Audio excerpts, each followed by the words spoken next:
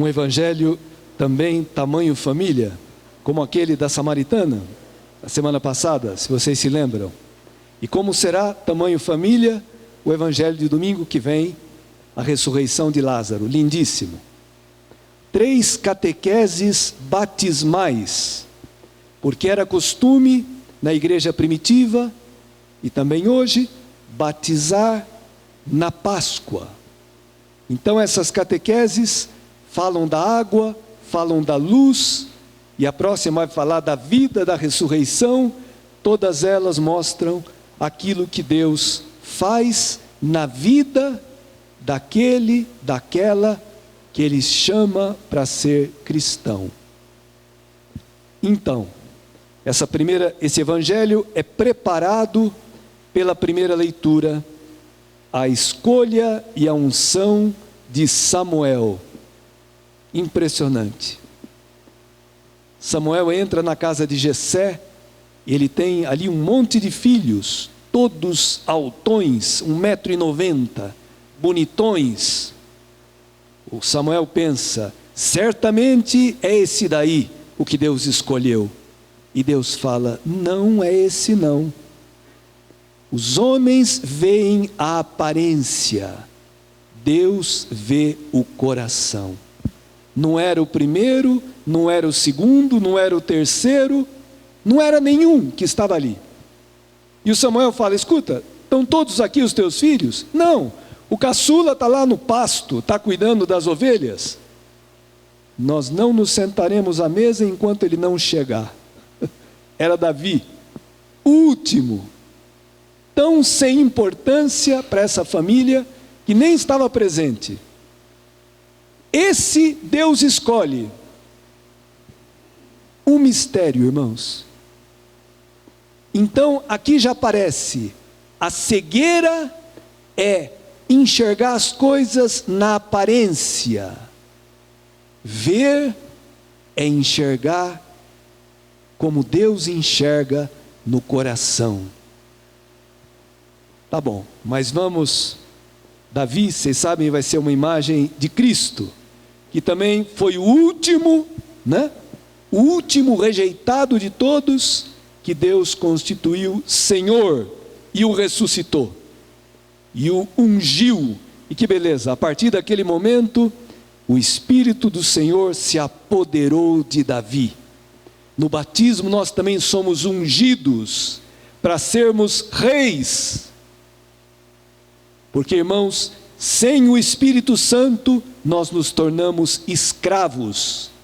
Escravos das coisas, escravos das pessoas, escravos dos afetos, escravos das nossas loucuras. Quem tem o Espírito de Deus é livre, reina sobre a terra. E Deus quer nos dar esse Espírito, de graça, o Espírito de Cristo. Tá bom, mas vamos ver então esse evangelho maravilhoso. Jesus é o único evangelho que fala de um cego de nascença. Todos os outros cegos que Jesus cura, o cego de Jericó, depois tem 2 outros cegos, são cegos que não nasceram cegos.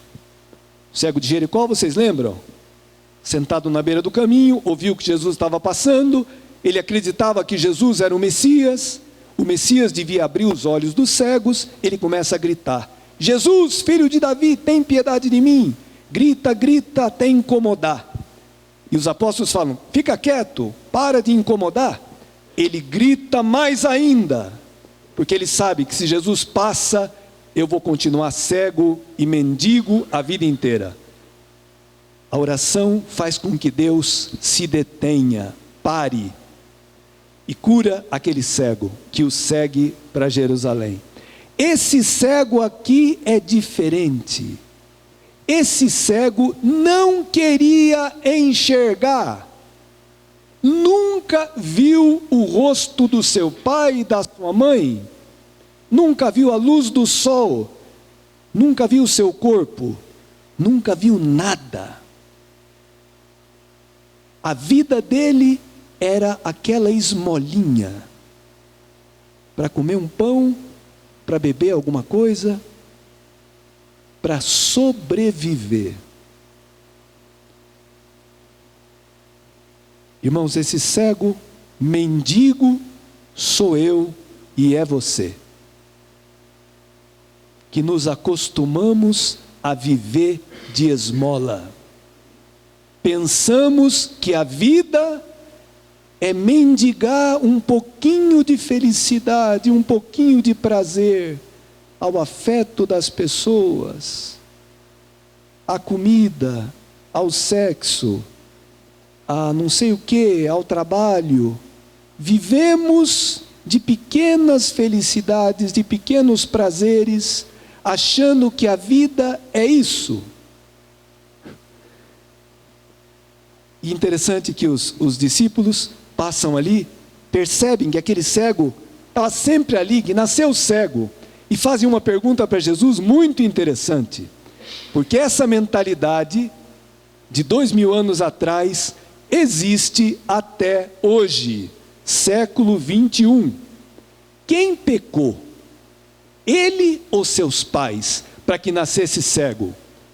Porque se alguém está sofrendo muito, se alguém está com um sofrimento muito grande, deve estar pagando o pecado de alguém, ou próprio ou dos outros. Nós sempre, temos que achar um bode expiatório, alguém quem pôr a culpa do sofrimento. Só que Jesus dá uma resposta maravilhosa. Nem ele pecou, nem seus pais, mas para que nele se manifeste as obras de Deus. Opa! Então quer dizer que o problema não é pecado, é que Deus quer manifestar naquele sofrimento, naquela situação, a sua obra. E que obra é essa? Vamos ver. Bom, esse cego não quer enxergar. Ele só está pedindo uma esmola. Como é que Jesus vai fazer com que esse cego enxergue? Ele faz um gesto, irmãos, que é muito significativo. Jesus, com a saliva, cospe no chão, no pó da terra, mistura a sua saliva com o pó, faz lama, enche a mão de lama e enfia nos olhos do cego. Imagina, o olho, que é um órgão tão sensível, qualquer cisquinho faz com que a gente se sinta incomodado e queira tirar. Imagina uma mãozada de lama e fala: vai e lava-te na piscina de Siloé. Siloé significa enviado. Essa piscina é o batismo. Esse enviado é Cristo. Ele falou: eu sou a luz do mundo. Cristo veio devolver a vista aos cegos. Esse cego, não sei se foi xingando ou se foi de boa vontade, mas foi. Se lavou e voltou enxergando. Que coisa! Pela primeira vez na vida, enxergando a si mesmo, enxergando os outros, podendo andar com seus pés, estava livre daquela condição humilhante de mendigo. Irmãos, essa cegueira física é imagem da cegueira espiritual, minha, tua. Eu sou cego quando eu não enxergo o amor de Deus na minha história, na minha vida. Eu sou cego quando eu não enxergo o sentido do sofrimento na vida. Penso que é um castigo, penso que é uma desgraça, e me revolto contra Deus, e ponho a culpa nos outros. Eu sou cego quando eu não me enxergo, quando eu não me conheço. Que desastre! Uma pessoa que não se conhece, que se acha muito boa, muito santa, muito justa.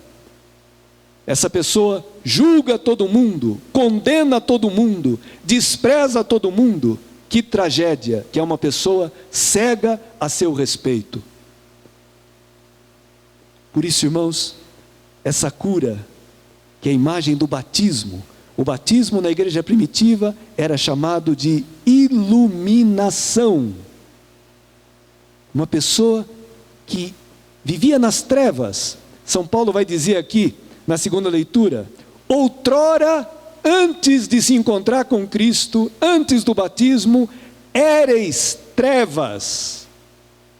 Ser trevas significa ser egoísmo, ser orgulhoso, ser vaidoso, ser avarento, ser violento, ser preguiçoso, ser invejoso. Isso é treva. Éreis, vocês eram trevas antes de se encontrar com Cristo. Agora sois luz no Senhor. Ser luz significa viver no amor, viver na humildade. Eu me conheço, eu sei que eu não sou melhor que ninguém, então eu não desprezo ninguém, não julgo ninguém. Viver na luz significa ter a sabedoria de Deus, enxergar o amor de Deus na minha história, também nos sofrimentos. Que coisa maravilhosa, irmãos, que é ser luz. Como é diferente. Outrora éreis trevas, agora sois luz no Senhor. Poder viver no amor, saber perdoar, saber pedir perdão, saber valorizar o que tem valor e deixar de lado o que não serve, o que não, as picuinhas. Poder parar de mendigar, poder ter a vida dentro de você, poder ser livre. Tem pessoas que não são livres, que passam a vida inteira querendo agradar os homens. Que escravidão! Quantos jovens que acabam fazendo besteira para ser aceitos no grupo, coisas que talvez nem gostariam de fazer, mas para não perderem a estima do grupo, acabam. Então, irmãos, que maravilha! Que maravilha! Então, irmãos, também na nossa vida, bom, eu falei, a saliva e o pó. A saliva é a palavra de Cristo. Sem a saliva é difícil falar. Quando você está com a boca totalmente seca, não dá para falar. A saliva é esse líquido que torna possível a palavra. A palavra de Cristo. E o pó é a minha realidade, é a minha sujeira, é a minha miséria.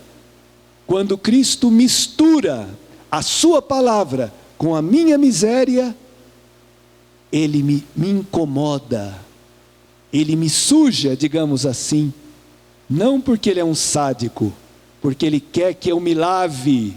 Vai e lava-te na piscina de Siloé, porque Ele não me criou para uma vida mesquinha, pequena, de mendigo, me criou para uma vida grande, bonita, santa, uma vida eterna.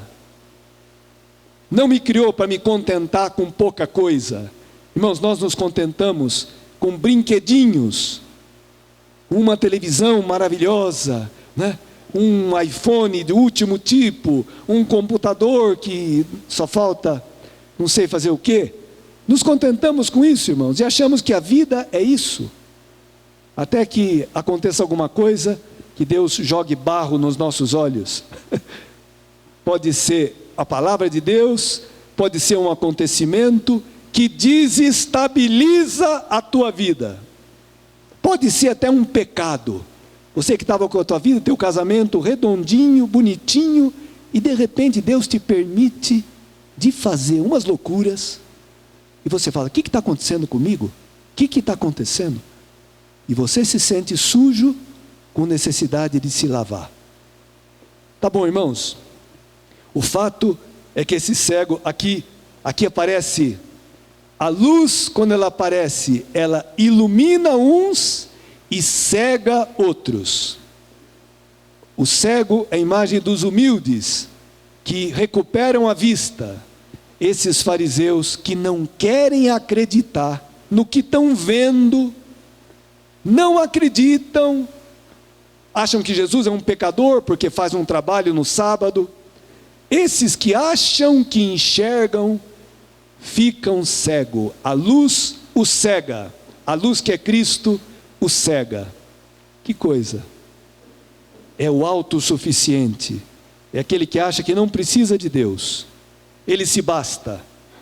E não vê a realidade. Tá bom, irmãos, então, uma palavra maravilhosa.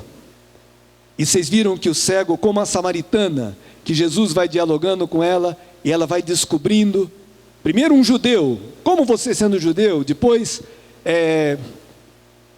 pensa que é maior que o nosso pai Jacó, depois fala, Senhor, vejo que és um profeta, depois, o Messias, quando vier, sou eu que estou falando com você. E ela larga o cântaro, e vai para a cidade, e traz a cidade inteira, dizendo, encontrei um homem que disse tudo o que eu fiz, não será ele o Cristo?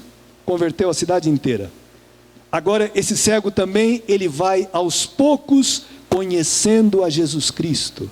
É um profeta, até que chega uma hora, que quando ele é expulso da sinagoga, essa realidade aconteceu lá pelos anos 80, 90, da era cristã, quando houve, a sinagoga se separou completamente da igreja.